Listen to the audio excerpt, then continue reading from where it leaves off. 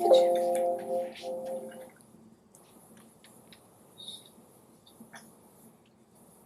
right, everyone, we've got Chris here.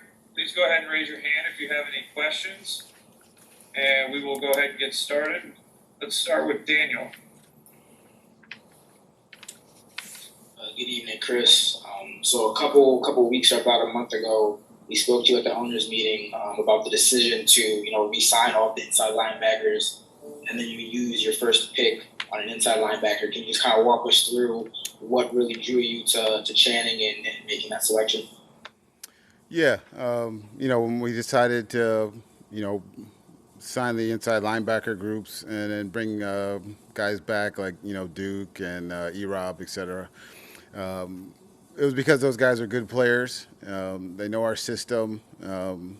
And we know what they are on and off the field and how they contribute to this team. So we were excited to add them back. And then in terms of Channing, he was a player that we had been targeting throughout the process. We met with him in Indy and really enjoyed our time with him. Brought him down here on a 30 visit, spent a lot of time with him here as well. And just for us, it's the versatility, the speed is what we like. He can play. He has the ability to play all three downs and play special teams as well.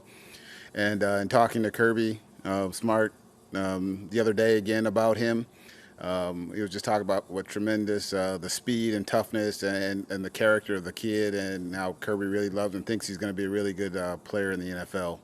So we were really excited to get him. We were kind of holding on, hoping he would be there, and we tried to move up a couple times to make a move, and those things were people wanted to make their picks. So it was a long wait for us, long day, not picking until 11:20 or whatever it was on day two. So it's been a long couple days. Haven't been used to that. Thank you. David Peronis. Hi, Chris. Okay, so you mentioned attempts to potentially move up. David, I think lost you. Yep, we lost you. Oh, am I back? Yep. Go ahead. Okay, I was just asking, you mentioned how you were making attempts to move up and wondering, as his Georgia teammate, Nakobe Dean, was falling into the third round, did you also consider a move up somewhere to potentially look at him, try to get him? Yeah, we had discussions about multiple players, that we were trying to move up, and but teams, wanted to make their picks at the spots we could had real chances of moving up to, and we were not going to give up any picks from the 2023 upcoming draft class. So for us, those were non-negotiables. So we made a couple calls, it didn't, and we stood where we were, and we're glad we ended up with Channing. Al? Actually, David kind of asked the question I was just going to ask about, any calls to move up, and for that matter, did any teams call you trying to, make any moves where you might move down for that matter? Yeah, like I said, made a couple calls about trying to move up, but we got no calls about teams wanting to come up with us moving down. So it was very quiet. Steve was talking about how it was the first time our phone didn't ring all year for the first 2 days of the draft. And other than a couple calls that we made, it was very quiet. So how did you spend last night, for example? Eating a lot of food. Mike and I just sitting there talking and watching our weight go up. So. Travis? Hey, good evening, Chris. Good to see you. I was curious if you could tell us a little bit about, you talked about the 30 visit with Channing and talking to Kirby Smart. I was just wondering if you could tell us something that really stood out about Channing and his character and the way he approaches the game that you guys would like as a staff. Yeah, I think, when you watch the film, it's a very talented defense, and how they use him, and they use him to spy, they use him to blitz, he covers backs. So just a lot of the ways that are kind of similar to how he will be probably used here in different schemes. Not, as you guys will talk to Josh and et cetera when we get going into camp and into the season about his usage. But you can see a lot of things on on tape that would translate to our league and what we would do in our scheme specifically. And then we spent a lot of time with him, getting to know him as a person, and then talking with Kirby and talking about how he's one of those players that a lot of kids look to leave school when you're in a log jam at places, and they got a lot of talented linebackers there at Georgia, and he elected to stay and keep competing, and so that character too, that part of him really stood out to me. Like, hey, this kid just loves ball, wanted to be around his teammates, and do anything he can to help them win, and paid off. They won a national championship, so we really enjoyed getting to know the kid, but specifically, the speed stands out on film on him. Thank you. Daniel? Hey Chris, I know last week or so you said that you really wanted to keep the first round picks, but for you to now say that all the 2023 picks next year were not non-negotiable, can you just kind of elaborate on that? Just is there something about next year's draft or that you just didn't want to part with any of those picks? Well, just talking that it's more the first, second round picks. Talking about obviously if there was someone that was worth us doing, we would talk about or consider it. But those early picks in next year's draft, we really wanted to keep. Just for me, I think those are always valuable picks. Marcel? Oh, Marcel, we can't hear you. You're unmuted. Yeah, I know it's a laptop issue. You talked about Channing's speed standing out to you. I was curious, how much influence did having to play Josh Allen 2 times a year have on wanting to add speed to your linebacker room? Or is it a non-factor? No, I think, the way the NFL is, there's a lot of speed now in the game and how it's evolving into a little bit of the college game where you're spreading people out. And so we have guys that can run. Baker can run.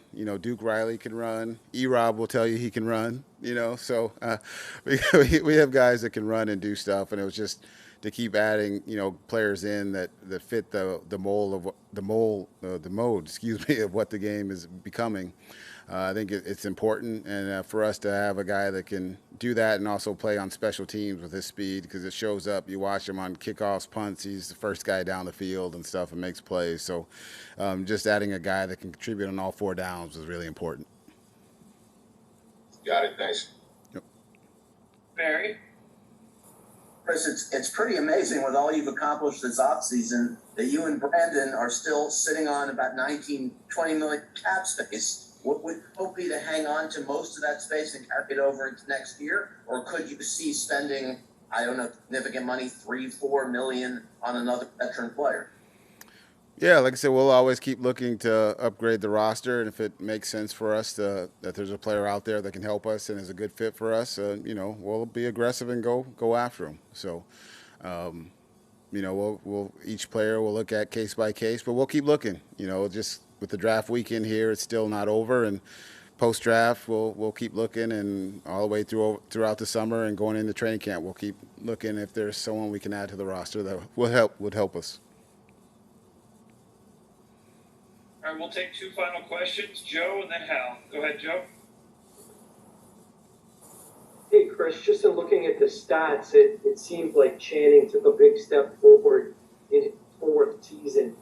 What did you learn? What did you hear about sort of Coach Mark and his development throughout his time at Georgia? Yeah, that's a good point, because a lot of it in high school, for what was relayed to me, he was a blitzer off the edge, rushing and playing inside and doing all this key and diagnosing inside.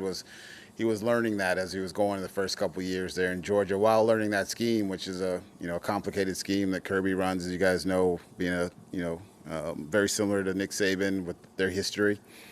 And so, in talking with Kirby, he was just really saying that how the arrow's still going up on Channing, and that yes, he's taken a big step because now he's been in the box playing more, and and obviously with Nakobe and Quay there, 2 really good players in front of him, you know, they were all fighting for playing time, but he took a step and ended up playing more because he had grown so much. So for us, it's exciting that we still have a player that's young, with still upside to develop, and we feel he's on a good progression. And last question, Hal. Chris, it seems like this was kind of a wild draft in some ways, with that flurry of trades in the first round. We saw what happened with the quarterbacks. I'm wondering, from a league-wide perspective, what are some of the main takeaways you take from this draft that maybe makes it unique, and not just in a league-wide standpoint, but also if anything stands out in terms of what your AFC East rivals did, perhaps to maybe counter your acquisition of Tyreek Hill?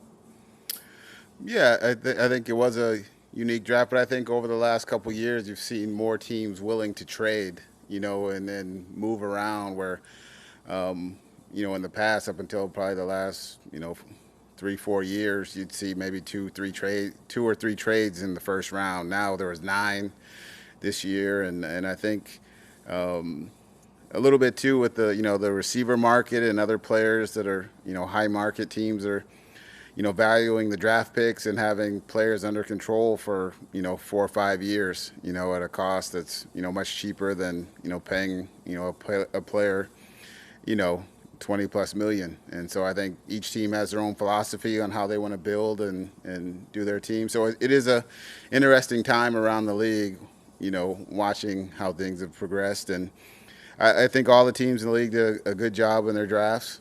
You know, I think everyone looks at their division, but they're also being cognizant of what's going on around the league in terms of competing with everyone, not just the teams in your division. So, no, I think those guys have done a nice job, you know, in our division. It's going to be a tough division, and we're looking forward to try and compete and see what we can do.